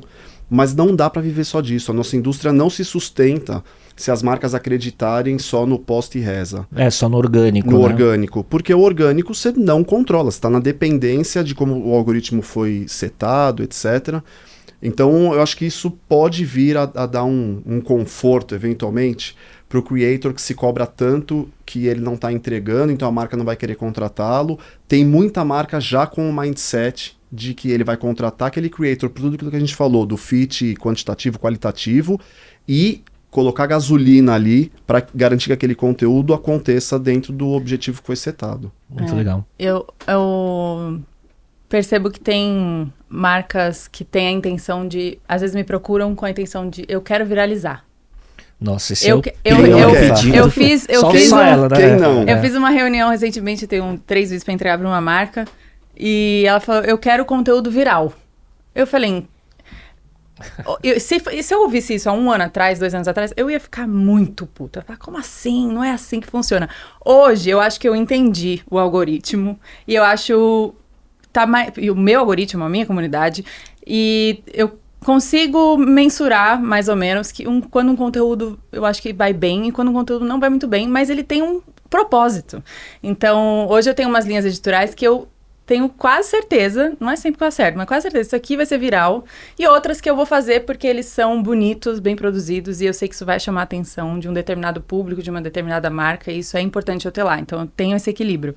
E aí, quando a marca pediu isso, eu falei, beleza. Eu fiz eu falei, olha, eu não sei se esse vai viralizar, mas eu acho que num próximo. Eu fiz um outro, e eu falei, esse aqui vai viralizar. Eles, não, esse daí, eu precisava incluir o Paulo nele. Ele falou, não, esse daí não queremos. Foi o vídeo que mais viralizou, e eles não compraram esse vídeo. Então, escutem os creators! Mas sabe o que eu acho que é possível, atendendo essa demanda que chegam, quero viralizar?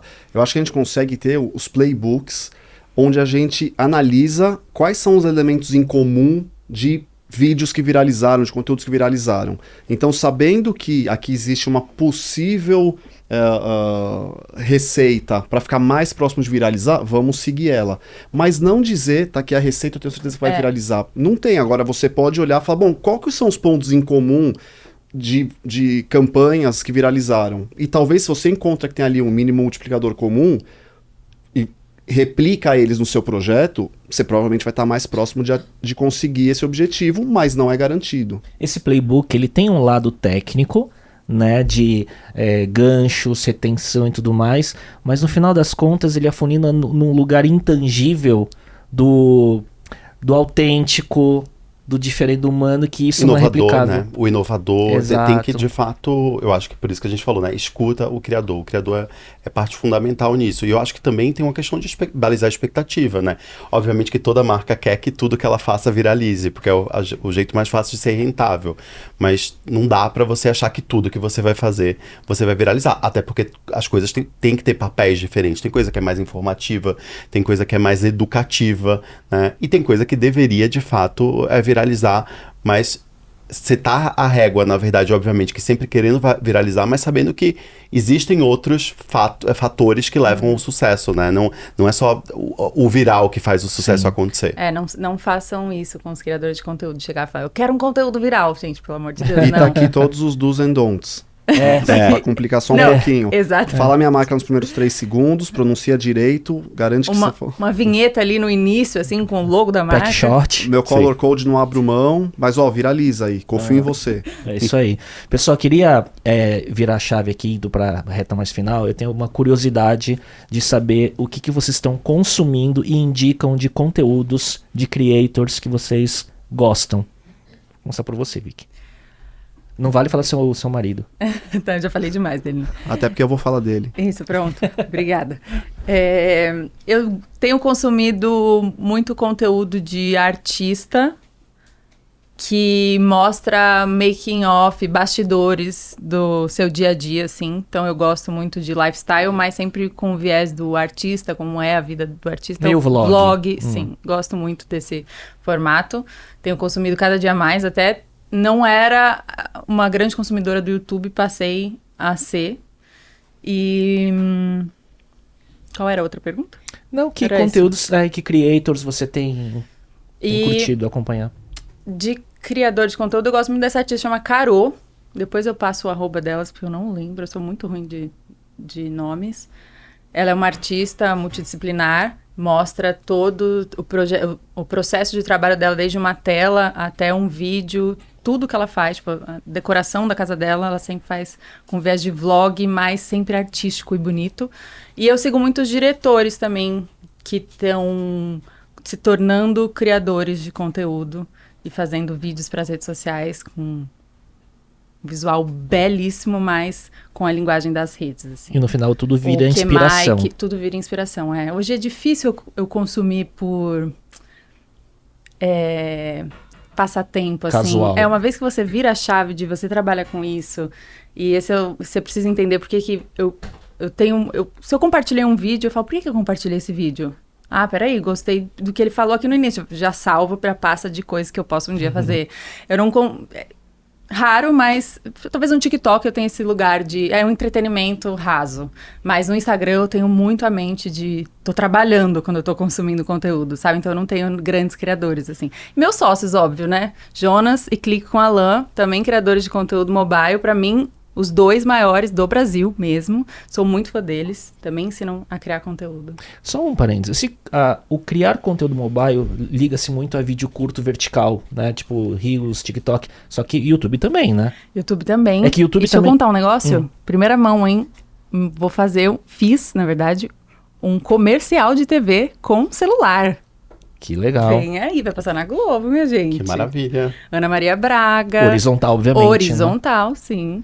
Fiz Que com celular. legal. Ele era pra ser um vídeo sem hiperprodução, pra tentar ficar mais próximo do público, por isso que chegaram até mim. E também porque tinha umas transições criativas. Eu tava vendo se o seu celular tava aqui em cima ou não. Não, Porque tá eu aqui lembro, embaixo. quando você falou isso, lembra muito pra minha campanha feito com iPhone, né? Aham, Por exemplo, é né? isso. Que eles fazem muito isso, né? De mostrar creators que fazem captações quase praticamente profissionais e muito bem editadas, né? Sim, eu quero seguir cada vez mais por esse caminho, porque eu gosto, é isso que eu gosto de consumir, de grandes diretores de cinema. Eu gosto muito de consumir um conteúdo visual muito bonito e cinematográfico. Então eu quero um dia conseguir chegar, não no nível de qualidade disso, mas conseguir entregar algo nessa linha, assim. Muito legal. João, Olha, você me pegou no momento, eu tô passando no momento eu me propus a ficar 1 mês sem redes. detox Então, digital. Eu tô num detox digital. Eu tava gastando muito tempo. Eu tava um pouco no que você falou, Vicky, do consumo sem muito pensar, Trabalho, né? Eu tava consumindo bastante. Mas eu sou de fases, na verdade, Léo. Acho que a fase que eu reformei a casa, eu seguia muita gente de casa. Mas eu acho que o que é que eu tenho de costume? Eu tento sempre mudar um pouco quem eu sigo pra ver coisa nova. Então eu não gosto de seguir muita gente porque eu não consigo acompanhar. E aí eu tento fazer sempre um equilíbrio, na verdade, de pessoas que eu tô seguindo, que estão me trazendo coisas novas, né? E consumindo coisas novas e pensamentos diferentes dos meus. Pra Boa. tentar hackear ali Pra o não viver só algoritmo. reforçado pelo algoritmo. Pela né? bolha, Sim. por tudo isso. Então eu acho que isso é importante. E obviamente que eu vou trocando isso. Putz, aquela pessoa eu acho que já não tá mais tão, né, contribuindo. Ou já entrei ali num looping, né? Putz, Aí as pessoas se chateiam com você que você deixa de seguir. eu vou mudando, eu deixo de seguir. Mas eu deixo de seguir, depois eu volto de novo. Né? Então, eu tenho consumido uma pessoa que eu sigo sempre, né? Porque eu acho conteúdo que é um conteúdo mais profundo, provocativo. O Caio, que é um conterrâneo, na verdade, de Recife. Eu acho ele fez transmissão das Olimpíadas super boa agora e tem bastante conteúdo legal. E eu tenho consumido, depois eu vou confirmar, eu acho que é Ailton Júnior. Ele fala sobre conteúdo de séries, né, e filmes. E eu tô querendo gastar menos tempo também procurando, né, nas plataformas, e ele tem me ajudado bastante. É o seu assim, curador. Então, são boas indicações aí também. Muito bom. E você, Coca? Putz, trabalho com isso, né? Mas eu tô consumindo cada vez menos, porque ou estamos trabalhando, ou chego em casa ter um filho de quase 2 anos, também tomo tempo. E eu tenho percebido que eu tô mais também no LinkedIn, consumindo conteúdo lá, do que nas outras redes, porque muitas vezes também peguei, assim como vocês, vendo que tá com pouco propósito, tá pouco tempo investido com um payback aí Sim. na história. Mas eu acho que a gente, assim, no LinkedIn, o Jim Lauderbeck é uma referência que acho que ele traz muito do que está acontecendo no universo da Creator Economy. Então, eu consumo bastante do conteúdo. O Colin e o Samir, que é o podcast. Melhor podcast dos... Você conhece? Qual? Colin and Samir. Melhor podcast da Creators Economy. Ele entrevista desde MrBeast, Marquis Brownlee tá. e tudo mais. E para ver o processo criativo por trás. Muito bom. E se quiser se divertir, agora aproveitar a Luana Zuccolotto, que cada texto dela, né, cada vídeo diverte. Então, acho que tô mais nesse lugar de conteúdos da nossa indústria, ou consumindo coisas ligadas a empreendedorismo, né? Eu falei que eu ia citar business, né? a Vicky, o Paulo, são referências que eu consumo porque eu acho que eles trazem esse frescor do lado do creator profissional, do creator que usa da tecnologia.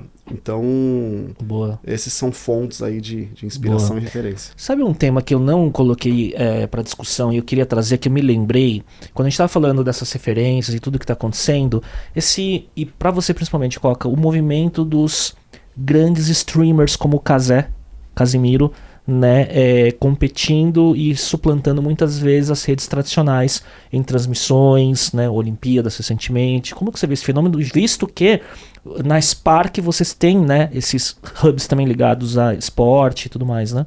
No grupo, a gente criou o grupo PIC, que é o Isso. grupo que abraça a Spark, uma outra empresa que é o Resenha Digital Clube, que é uma empresa que nasceu como uma MediaTek, onde a gente tem aí mais de 50 perfis criadores de conteúdo ligado ao esporte, que a gente cuida como uma network. Então, tem esse viés da gente vivenciar também o creator, porque eu me interesso muito de descobrir como é que os perfis, quase todos, aliás, todos começaram em pessoais, então não tem uma figura, é produção de conteúdo mesmo.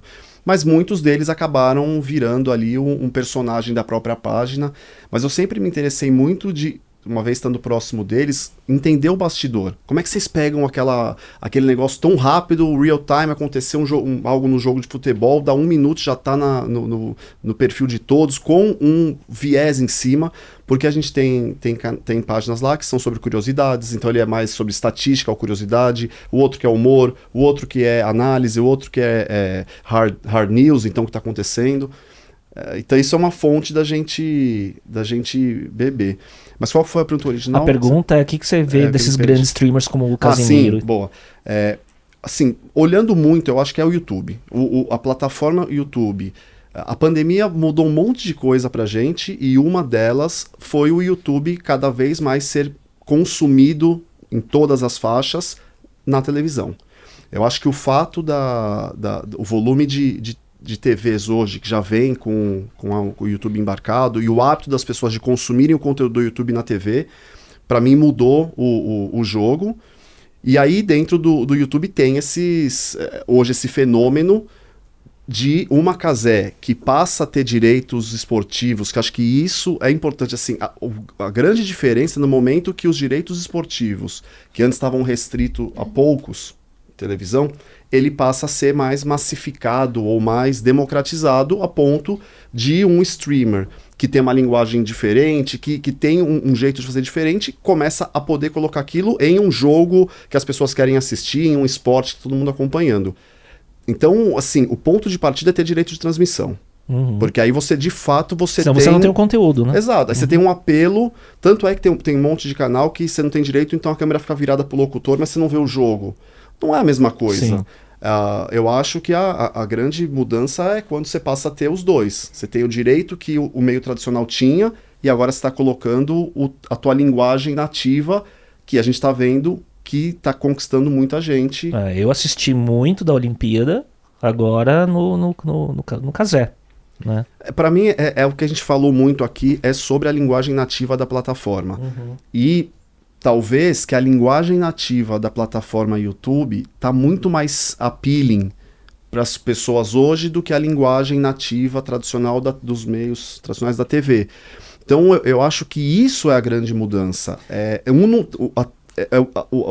A galera que está transmitindo no YouTube não está tentando replicar o modelo da TV. Exato. Eles estão criando o modelo deles adequado ao meio em que eles estão. Eu acho que tem isso, e se a gente vê os últimos lançamentos de features do YouTube, até das últimas semanas, e tem isso nos canais do YouTube de divulgação das funcionalidades, o formato do canal do YouTube na TV vai parecer página da Netflix, por exemplo. Né? Ela vai ter uma grande imagem e os vídeos do canal organizados como se fossem séries e playlists. Né? Então ele está muito mais próximo ao que é uma plataforma de streaming do que o YouTube antigo do canal com os thumbs de vídeos. Né? Isso vai ser bem game changer, porque aí ele muda. Você tem a plataforma se adequando ao formato nativo da TV, né, em formatos, e os criadores de conteúdo com essa linguagem para transmitir por esses canais, né? O que vai acontecer agora são as TVs, os grandes canais, fazerem o contrário, né? Se adequar à linguagem. Tentar ir para esse lugar, Vem né? aí, TV 3.0. Sim, interativa, né? E tudo mais. Exatamente como você falou, com playlist, com chat, Isso. como a gente vê muito streamers fazendo, né? É o chat ali em tempo real, conversando com a comunidade. Exato. Então, alguns canais eu sei que já estão começando a fazer esse movimento. Sim. Não, era isso. Pessoal, alguém tem alguma notícia para dar, pra gente fechar? Alguma novidade sobre a Spark que você queira falar? Acho Além que do- reforçar o prêmio, a gente está Isso. muito animado. Que dia vai ser? Acho que dia 6 de dezembro, na Casa Dengo. Vai ser a premiação onde a gente vai... Que dia? 3, desculpa. Dia 3 de dezembro, onde a gente vai revelar ali quais são os vencedores que vão estar lá para receber esse prêmio. Então a gente está muito animado com isso. Acho que é o principal, além do dia a dia, né? E 10 anos da Spark. 10 anos da Spark. Parabéns, Coca. Estamos já quase adolescente, mas a gente está muito feliz, porque quando começou o nosso business, tudo que a gente falou aqui, marketing de influência, influencer, creator, não existia isso. Existia o blogueiro e muita marca avessa a investir nesse segmento, Sim. por más experiências anteriormente, por imaturidade também da cadeia como um todo. E quando a gente fala do prêmio, ele tem um simbolismo também da nossa crença de que a gente, ao longo desses 10 anos, teve um papel importante na indústria como um Sim. todo. Porque se a gente não tivesse gerando recurso através das marcas, claro, mas para os creators, a gente não teria, por exemplo, esse relato que a Vic trouxe aqui, mas a indústria crescendo como um todo. E para crescer como um todo e profissionalizar, precisava vir todo mundo na mesma velocidade, ou tentar pelo menos. Então, quando vocês falaram sobre o creator, sobre o amadorismo, eu acho que não tem mais espaço para isso. Então, quem não entra nesse jogo para criar com profissionalismo, para saber olhar os dados, para ter consistência, para estudar o meio, eu acho que os aventureiros não têm mais vida longa. É voo de galinha, né? Os que viram viral e logo já cai, porque não tem estrutura. Então, essa maturação do mercado, ela veio da cadeia como um todo. E isso dá muito orgulho pra gente de estar participando como agente ativo. E o lado, e eu conheci você hoje, mas eu conheço o Pinho também, que já participou de outros episódios aqui do podcast, o lado empreendedor de vocês, né? De buscar essa inovação nessa economia sendo criada, né? Dessa indústria.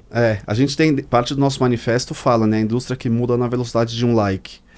Porque ela tá mudando o tempo todo. Quantas coisas a gente comentou aqui hoje no papo de mudança da plataforma, de mudança de perfil de investimento, de IA, o olhar do anunciante, o creator cada vez mais dominando a plataforma.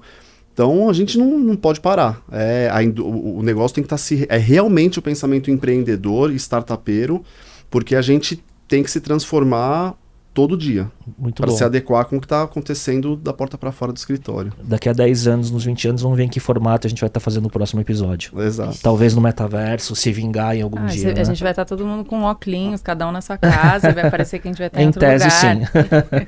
Vicky, e você, além fala do evento, né, para divulgar? Sim, eu não sei se até lá, se já vai ter saído. Que dia vai ser mesmo? Vai ser dia 16 de novembro. Acho que 2 semanas. Mas enfim. Mas vai acontecer aí o nosso primeiro evento presencial, a gente está muito ansioso, a gente vai reunir aí os maiores criadores de conteúdo mobile e também grandes nomes do marketing digital, como o Yeser, a Hannah, e grandes influenciadores como a Giovanna Ferrarese, que foi aí uma das primeiras a trazer a publicidade super criativa.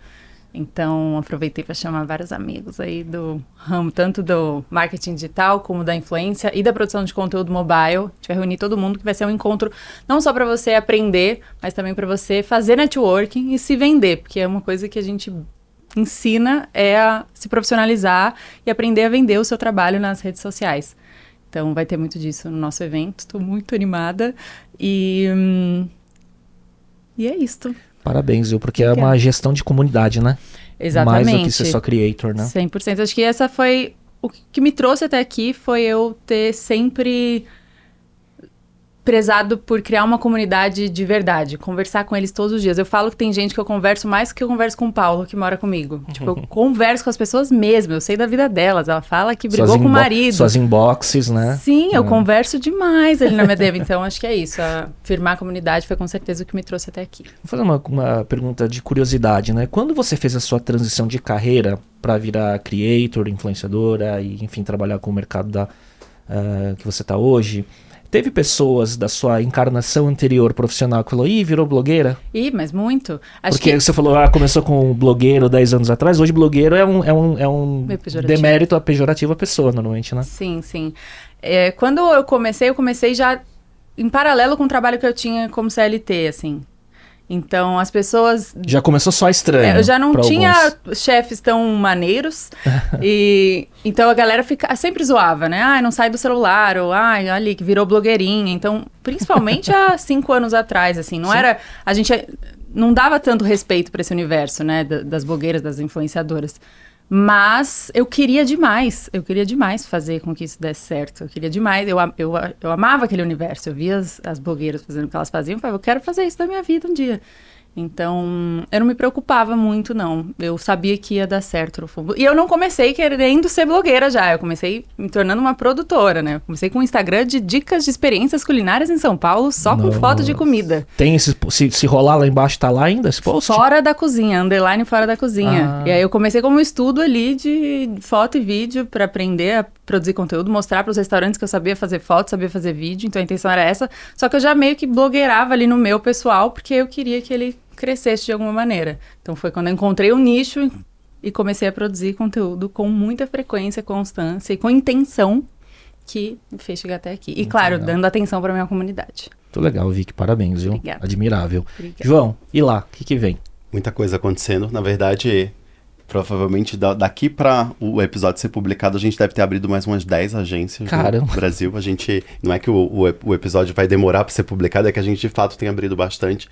Então a gente segue em franca expansão aí pro Brasil todo. Então provavelmente vai ter um Sicredi aí chegando perto de vocês. Eu acho que o principal objetivo é esse, é cada vez mais levar o Sicredi pro brasileiro, ampliar nossa zona de atuação, porque a gente tem vários indicadores que mostram que onde tem Sicredi, onde tem o cooperativismo financeiro, a gente tem melhores indicadores de índice de desenvolvimento humano, empregabilidade. Então, acho que o grande desafio e o que a gente vai continuar fazendo é levando a marca para mais pessoas. Tem um componente de propósito aí, né? Muito. O propósito da gente, de fato, está no DNA, né, do cooperativismo. O cooperativismo vem para fazer diferente algo que é feito de forma tradicional, né? Hoje basicamente, o nosso resultado ele vai para 3 grandes frentes, que é o desenvolvimento local. Então, a gente tem uma preocupação muito grande no desenvolvimento local. Uma outra frente é volta para quem é associado, para quem tem conta. Então, você que tem uma conta no Sicredi recebe todo ano de volta parte do que essa empresa deu de resultado, né? Então, isso é distribuído por todo mundo. E o terceiro pilar é para alavancar o crescimento, para que a gente continue, na verdade, levando esse desenvolvimento aí para as regiões onde a gente atua. Então, esse é o grande foco da gente, sempre muito focado no atendimento humano, né? Pode parecer até meio estranho a gente falar que a gente, né, tá abrindo, né, 2 agências a cada... a gente abre mais ou menos, né, uma agência a cada 2 dias. Caramba. Né? Isso pode parecer estranho no mundo que a inteligência artificial, todo mundo querendo fazer tudo pelo celular, mas a gente ainda tem bastante oportunidade no Brasil. Muitos municípios que podem ter, né, uma agência uma agência do Sicredi, uma instituição financeira dentro da sua região de atuação, que aquilo leva à prosperidade, porque a gente no final acredita que não vai ser um ou outro, né? A gente pode ter os 2 mundos muito bem trabalhados, né? O componente humano... O componente humano é o que no final das contas acaba norteando todas as nossas ações e tudo que a gente vai fazer. Muito bom. Dessa velocidade de abertura de agência, você vai ter bastante gente para capacitar, viu? Olha aí, vamos estar conversando. A gente... Quem sabe, né? Será que vem alguma coisa aí? Vem aí, e vem aí também no meu perfil, né, gente? Né? Eu vou instituir um take rate aqui, viu?